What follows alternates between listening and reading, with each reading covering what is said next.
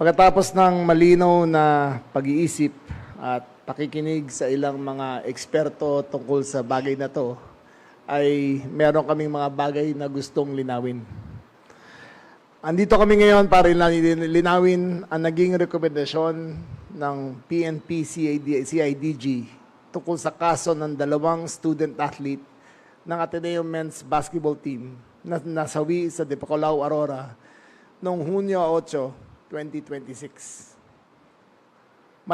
Matatandaang nirekomenda ng CIDG ang pag-imbestiga para sa posibleng hazing labang sa miyembro ng coaching staff ng Ateneo Men's Basketball Team, kabila ng mga student manager at ball boys. Ito ay base sa pagiging isang special law ng Anti-Hazing Act, kung saan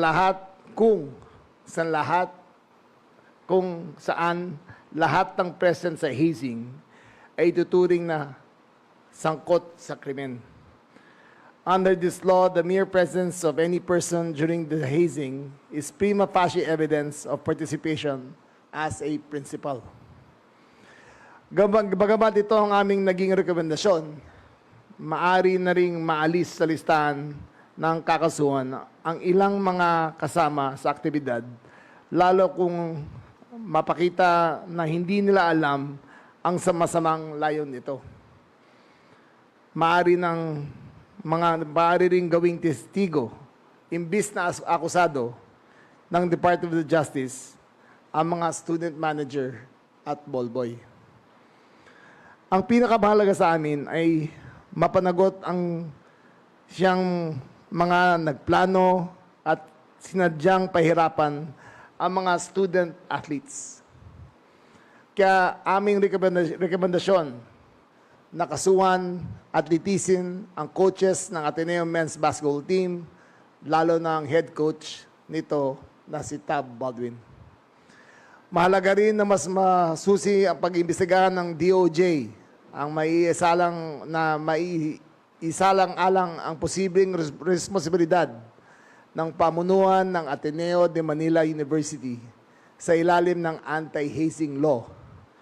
Sa ilalim ng batas, may tungkulin silang tumayo in loco parentis bilang magulang o sa ngalan ng mga magulang ng mga estudyante.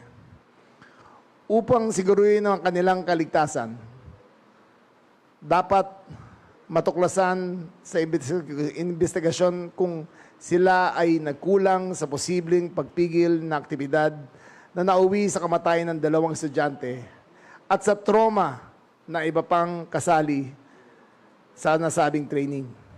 Ang mga batang ito ay miyembro ng Ateneo at pangalan nito ang kanilang daladala.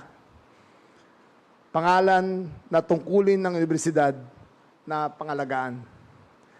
Kaugnay dito, aming nililinaw na walang ibang student-athlete ang nakitaan dahilan upang maging respondent sa kasong aming nirerekomenda. Sila ay pawang mga biktima rin na marahas na training na naganap. Sa huli, hindi lamang ito usapan ng pananagutang legal. Ang trahedyang naganap ay nag-iwan at matagal na mag-iiwan ng pinsala sa lahat ng estudyanteng naroon sa insidente. At ito ay dapat bigyan pansin lalo na ng pamunuan ng Ateneo. Higit pa rito, ito ay nagbubukas rin ng mas malaking usapan tungkol kung paano natin mapapanatiling payapa at ligtas ang ating mga eskwelahan mula sa lahat ng uri ng hazing at ibang pang-aabuso sa ilalim ng batas. Maraming salamat po.